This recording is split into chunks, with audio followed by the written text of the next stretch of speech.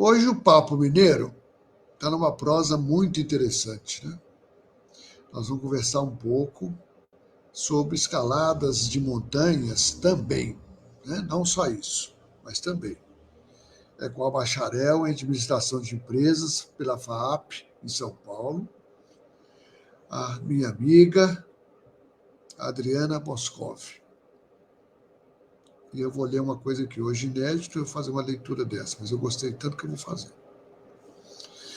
Então, a Adriana também tem mestrado em Relações Internacionais, fez lá nos Estados Unidos, pela Georgetown University, em Washington, D.C., e é sócia fundadora da Boscov Consultoria para Desenvolvimento Sustentável.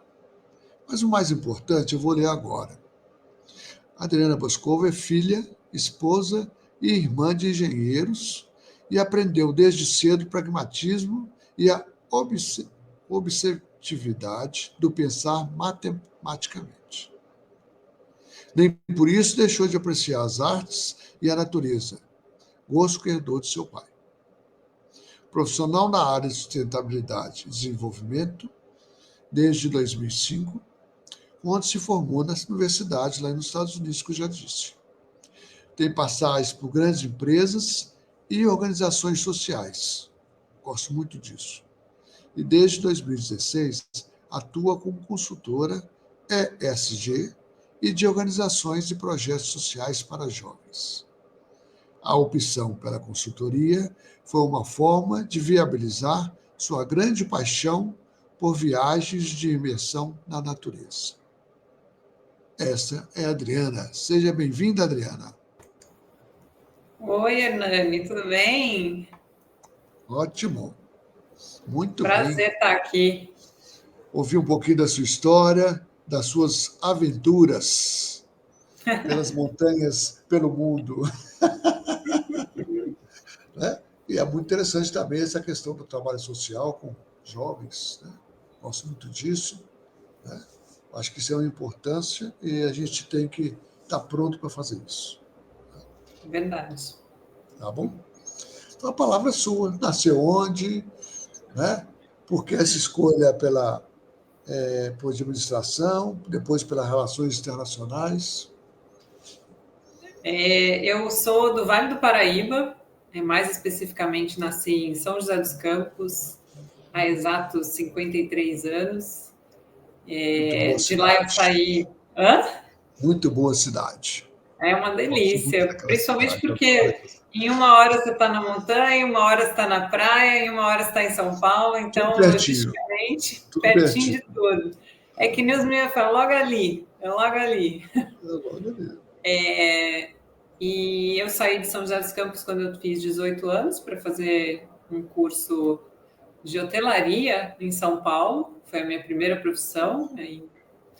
Eu gostava da questão de poder viajar, né? Desde cedo, eu acho que vem muito da minha descendência, né? Meus avós vieram para o Brasil em 1926 da Moldávia, a minha mãe chegou no Brasil em 1969 da França, então a gente sempre foi muito educado a ouvir histórias de mudanças de países, de cultura, né? E isso sempre... e sempre foi assim muito forte para mim de que eu nunca ficaria num lugar só, né? Então eu acho que já vem de gerações passadas, né? Essa mobilização, essa vida nômade de movimentação. Está sempre experimentando uma coisa em um lugar novo, né? Então de lá eu saí, fiz esse curso de hotelaria. Trabalhei muitos anos na Gaistern, abrindo lojas de hotéis. Então, eu juntei duas coisas, né? Que eu gostava muito, que era conhecer pessoas de outros lugares e também estar em hotel. Até que eu decidi que eu precisava de algo mais e fiz administração na FAAP.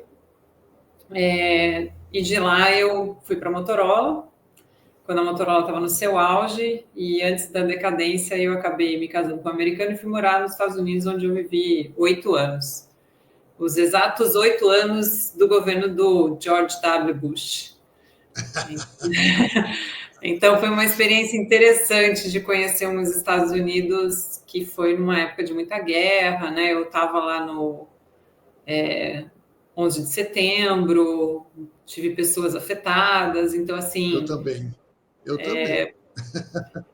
foi uma experiência muito incrível, que foi onde eu resolvi fazer meu mestrado, né? Acabei me divorciando, e foi aí que eu descobri o terceiro setor, foi lá nos Estados Unidos, porque eu não consegui emprego, então eu resolvi ser voluntária numa ONG, e foi maravilhoso, porque eu vi um mundo muito diferente do mundo corporativo.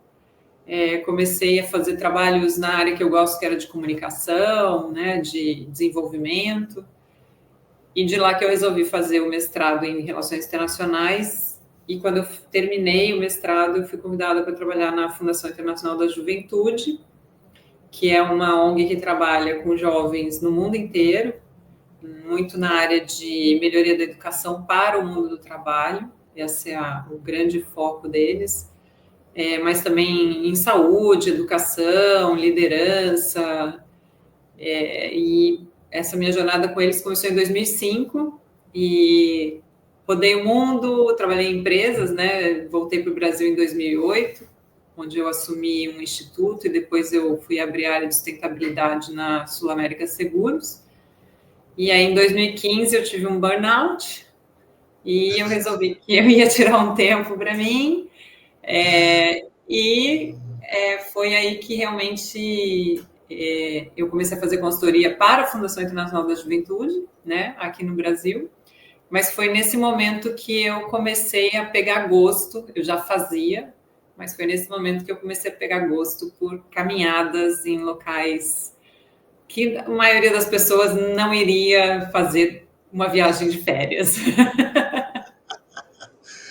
Ai, ai. Geralmente a maioria não iria. Não, não. Então, sempre que agora com meus amigos, quando a gente fala, a gente vai pegar umas semanas de férias.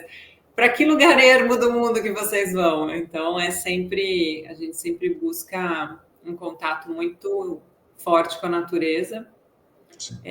Eu me casei de novo, casei com meu primeiro namorado, que eu conheci lá em São José dos Campos, que é daqui de Niterói, onde eu estou vivendo agora, tem 15 anos. E a gente tem essa paixão comum de estar em contato com a natureza, fotografia, caminhada. Eu não sou de acampar, então isso é uma das coisas que é mais complicado, às vezes, quando você está nesses lugares, mas a imersão que a gente tem quando a gente vai para esses lugares é de entender que o mundo, na verdade, ele funciona redondinho se a gente deixar ele ser como ele tem que ser, né? E como eu venho da área de sustentabilidade, de desenvolvimento de questões sociais, né, em lugares muito vulneráveis, para mim estar nesses lugares é uma comprovação de que sim, é possível a gente viver melhor, todos juntos e conservando o planeta, os seres humanos, a fauna, a flora, né? Então, eu meio que juntei tudo que eu aprendi na minha profissão, e hoje eu experimento isso em loco quando eu vou nesses lugares, né? Conhecendo as pessoas que vivem nesses lugares, que normalmente são pessoas em alta vulnerabilidade ou em extrema pobreza, né? Ou que decidiram fugir dessa loucura que é a cidade grande, o mundo urbano, né? Não tem dúvida, não tem dúvida isso. E aí, Então, para onde você já mais foi? ou menos Vamos isso. começar então dessa aventura sua, que é mais recente. Para onde você já foi? Para onde eu já fui? Você sabe que eu nunca fiz a conta de quantos países eu já visitei? Todo mundo fala, não, porque eu já fiz tantos, que eu tenho que fazer essa conta um dia e botar num mapa, porque foram Mais ou muitos, menos. O importante é o mais ou que foi menos. vivido. Não, o importante foi o que você viveu, né? Não o Assim, número. Né? Não o número. eu acho que deve estar entre uns 40 a 50 países, com certeza, que eu já visitei. Sim. E assim, não só fora, né, mas também no Brasil, porque o Brasil também tem lugares magníficos. Eu acho que dá para passar uma vida inteira Onde você viajando. já foi? Onde você já foi no Brasil? No Brasil, Foz do Iguaçu, Parque da Chapada dos Veadeiros, a gente teve na Chapada Diamantina, aqui no Rio vários lugares também, em Bitipoca, em Minas, né, que é fronteira Minas com o Rio. Estou indo para o Pico da Bandeira daqui a 2 semanas para fazer a subida. Então, assim, a gente anda bastante, fora Nordeste, né? Eu tenho um irmão que mora em Fortaleza, com 2 sobrinhos, então a gente vai muito ao Nordeste. E hoje eu trabalho com a Secretaria de Educação do Estado de Pernambuco, então tenho ido muito a Pernambuco, a Recife.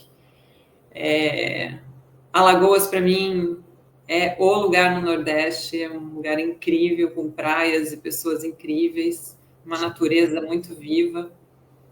Então, assim, no Brasil eu acho que ainda posso conhecer muita coisa. Em Minas também conheço alguns. Lá o Monte Roraima, conhece? Então, Monte Roraima está na lista, mas tem que acampar, entendeu? Aí entra naquele nível que eu não gosto muito.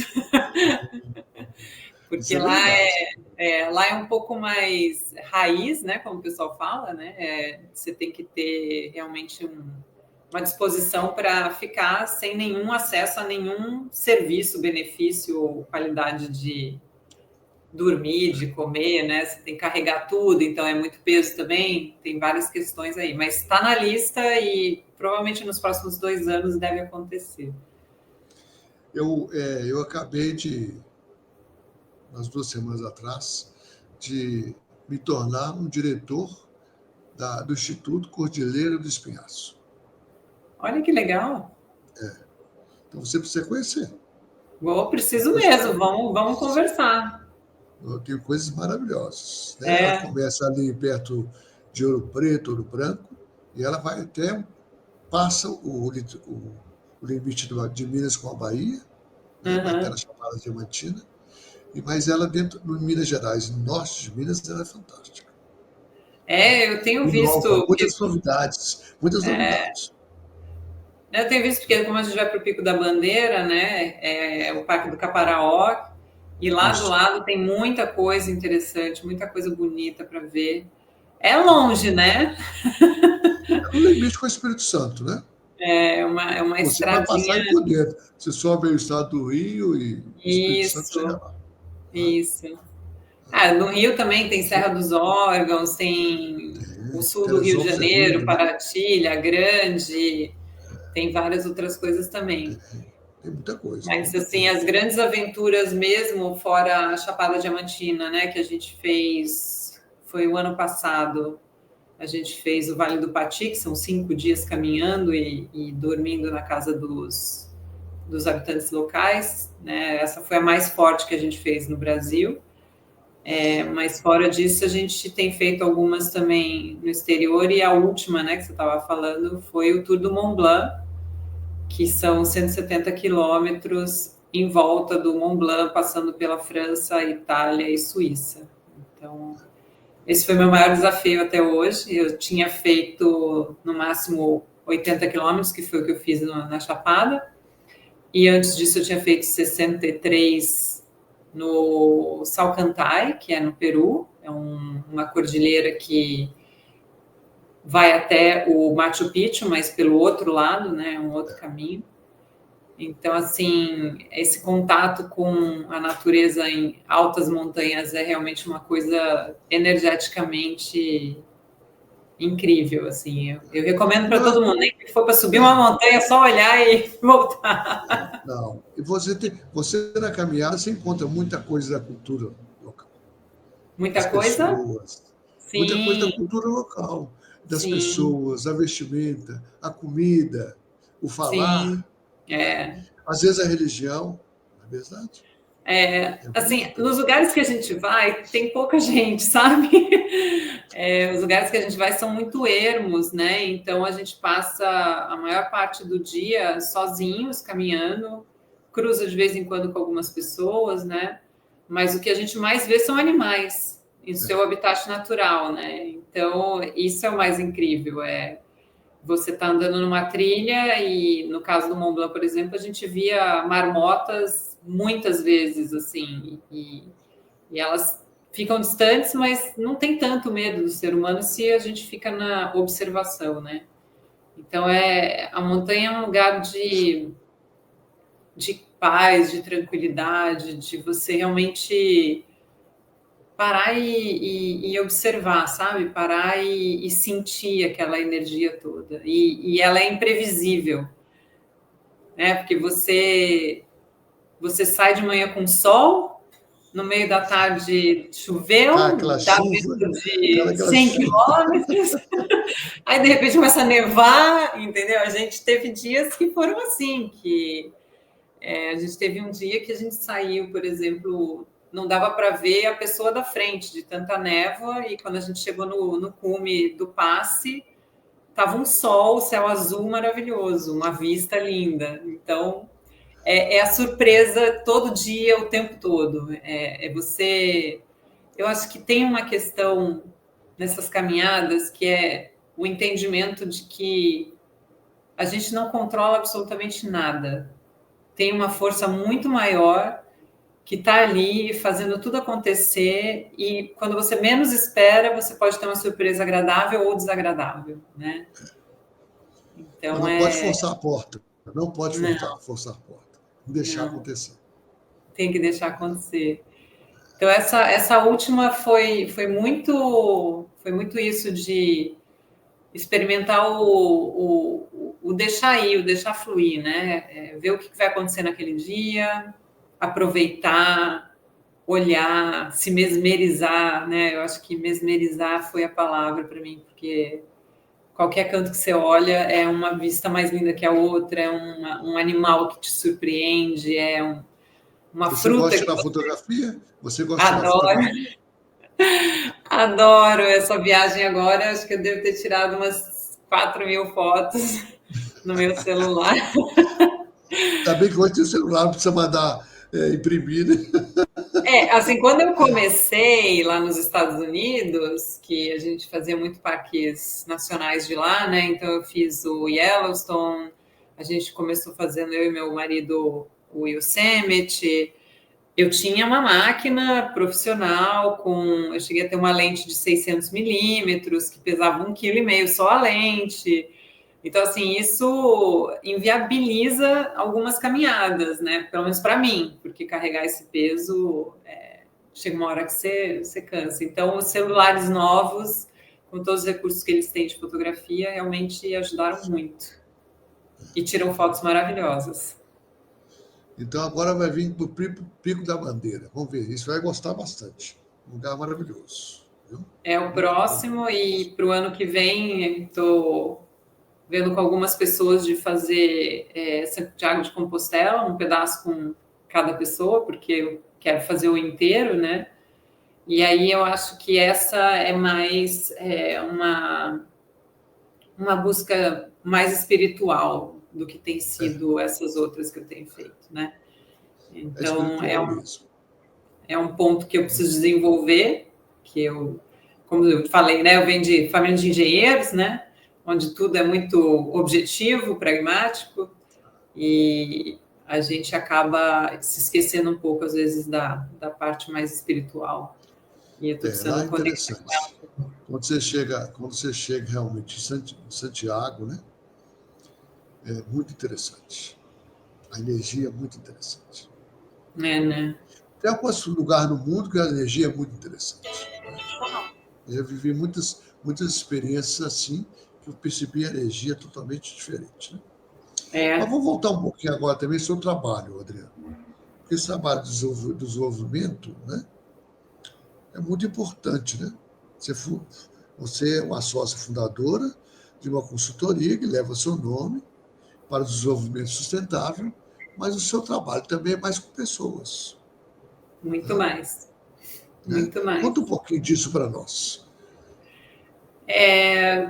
Assim, eu conheci o trabalho de desenvolvimento com jovens na Fundação Internacional da Juventude, né, em 2005, e apesar de estar fazendo um trabalho muito mais de escritório, né, porque eu era quem escrevia as propostas, visitava projetos e tal, eu não estava muito envolvida nos projetos, continuo não sendo essa pessoa de muito envolvimento no dia a dia de projeto, mas sim na gestão de projetos.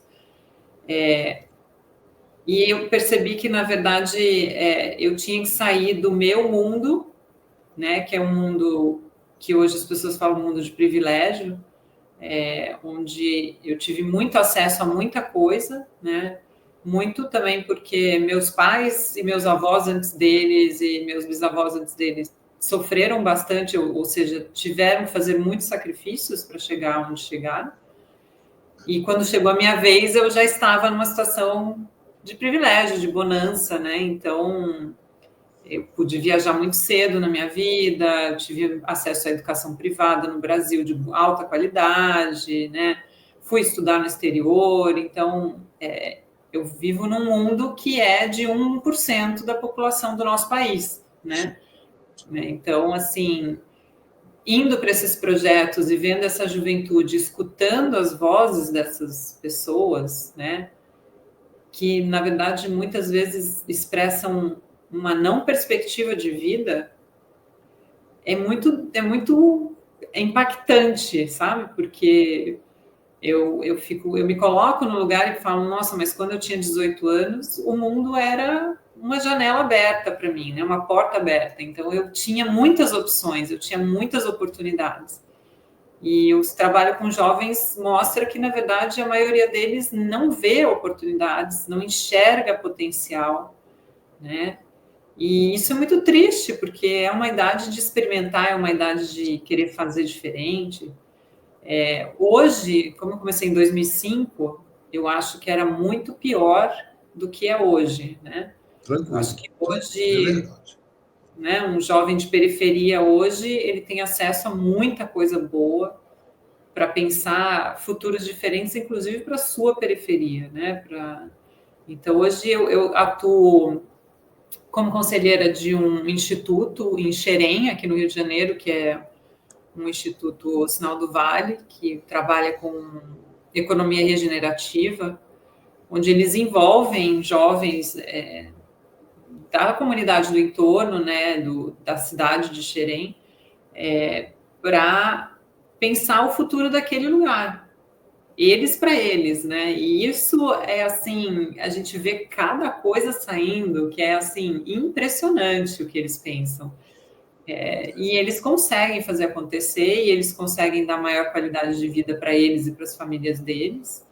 Então, é sobre isso, sabe? É sobre ver jovens que antigamente não tinham nenhuma voz e que hoje estão na cúpula do G20, no grupo de juventude do G20. E estão lá falando sobre quais são os reais problemas, porque são eles que estão vivendo esses problemas, né?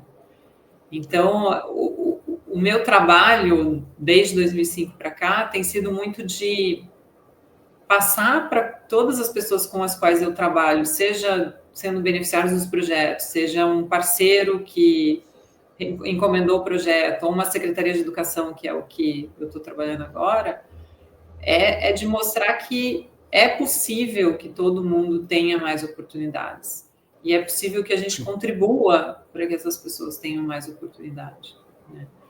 Então, o Brasil e o mundo estão num período muito difícil, né? De muita negatividade, de muito combate, né? Muita violência, mas existe uma luz no fim do túnel. E eu sinto que eu preciso, às vezes, ir para esses lugares ermos e sem contato com o homem, né? Porque eu preciso lembrar que, na verdade, isso aqui é um planeta vivo, é um planeta que se conecta com tudo, inclusive com a gente, e a gente pode interferir de formas positivas e de formas negativas. Então, para mim, saber que tem alguém que eu tenha tocado a alma, ou um pensamento, ou uma vida, isso já me bastou. Já passei aqui na Terra feliz, e eu acho que todo mundo devia sair de casa pensando dessa forma. Quem é que eu vou trazer para quem que eu vou trazer um sorriso hoje, né? Isso é muito importante, né? Nós também somos parte da criação. Sim. E a criação é uma mestra. Né? É Ela verdade. É uma mestra. Né? Então, verdade. Eu também, eu era muito... Eu sou engenheiro, então você já percebe que a gente é muito racional. Né? Eu ainda sou muito racional. Né? Mas tenho aprendido nos últimos 10 anos a ser mais para sensibilidade, mais para outro olhar para as coisas, né? Isso tem me feito muito feliz, isso é muito bom, né? Dessa É. questão. E aí eu também posso ter a possibilidade. Uma coisa que me entristece muito é essas entidades, as vezes públicas, que quando o rapaz ou a moça vai fazer 18 anos, vai para a rua e ninguém olha. O que adiantou ficar com ele atrás? É. Né? Então, eu acho que é um momento de atender aí, de buscar junto um emprego para sustentação, né? Para que a Uhum. pessoa possa seguir o seu estudo. Tantos talentos, né? São muitos talentos. A gente encontra Muitos, tanto bom. muitos. Eu fico impressionado quando a gente encontra tanto talento assim. É verdade. E assim, dos lugares que você menos espera, assim, às vezes o mais caladinho da turma é o mais talentoso. Então, tá atento a essas pessoas, né? E aí entra um pouco o sutil, né? De você estar nesses lugares e estar presente de uma forma que você receba essas mensagens, esses insights, né? De que aquela pessoa pode fazer a diferença, aquela pessoa pode ser um astro, pode ser um músico, né? Super bom, assim, o potencial deles está lá e a gente precisa reforçar para eles que eles podem ir atrás sim desses sonhos. Porque o que eu tenho certeza que também te ajudou foi essa questão de morar fora, de estudar É, eu, fora. eu Né? brinco com todo mundo que é uma experiência que eu recomendo, porque Eu quando a gente também. mora fora, a gente Esse- sai dessa caixinha e aí a gente tem que criar uma nova caixinha, né? Então, a não, Adriana Boscov aqui é uma, a Adriana Boscov lá, quando eu morei nos Estados Unidos, é não, outra. e a gente fala assim, preconceito de quê que a gente vai ter? E eu fico assim, abismado preconceito de racismo de um país como esse aqui, que todo mundo é uma mistura. Né? Uma mistura.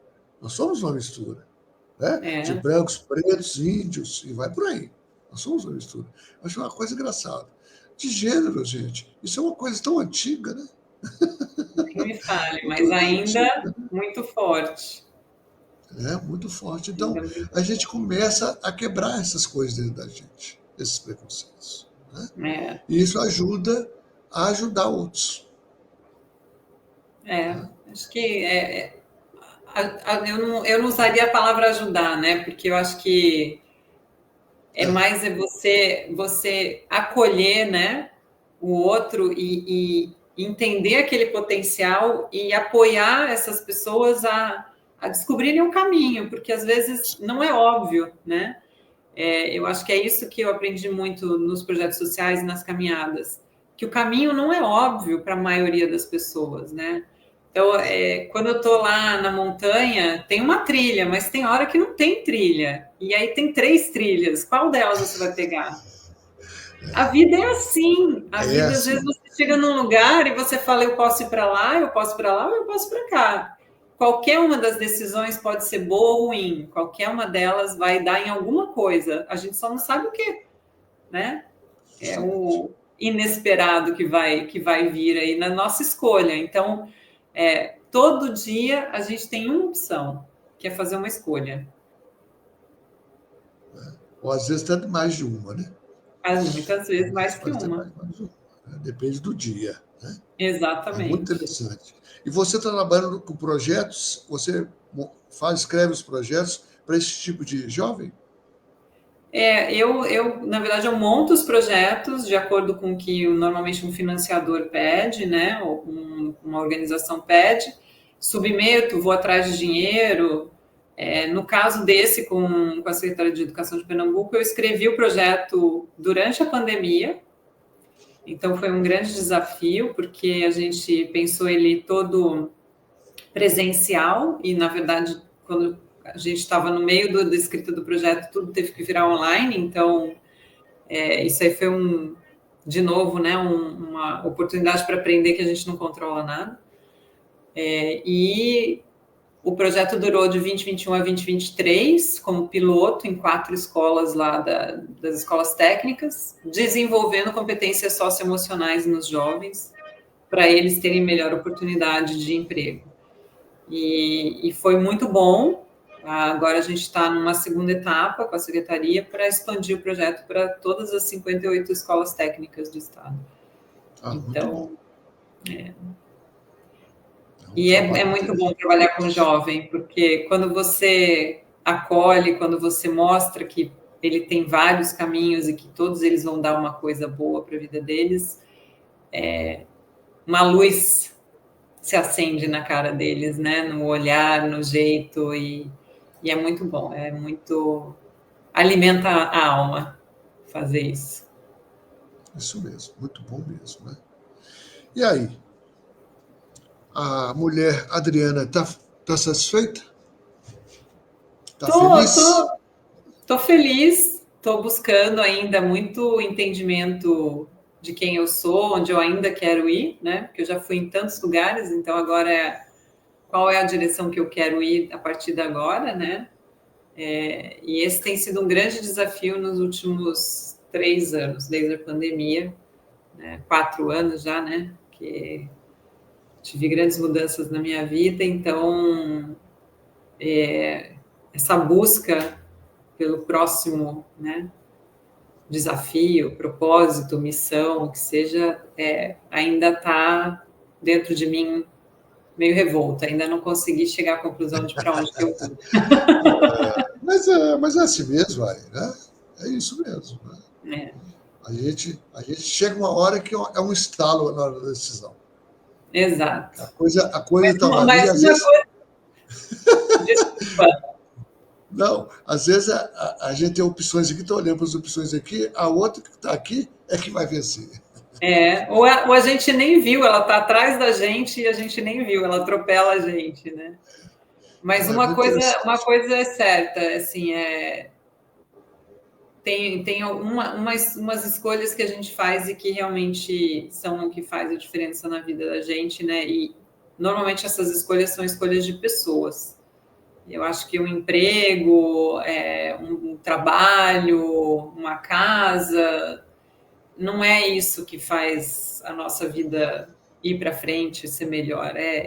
São as pessoas, sabe? Entender que a gente não está nessa jornada sozinhos, a gente está com um monte de gente que vai dar a mão, que vai levantar a hora que a gente pedir para levantar, que vai botar a gente sentado na hora que a gente precisar sentar. Então, essa escolha das pessoas nessa caminhada, eu acho que é o mais importante. Com quem que eu quero ir? Então, já passamos um pouquinho do tempo, então eu queria que você encerrasse com uma mensagem para aqueles que vão nos assistir. Uma mensagem? Siga seu desejo maior, o que te faz feliz. Não pense 2 vezes se você não estiver feliz de deixar o lugar onde você está, a pessoa com quem você está, porque existem muitas possibilidades na vida, muitas.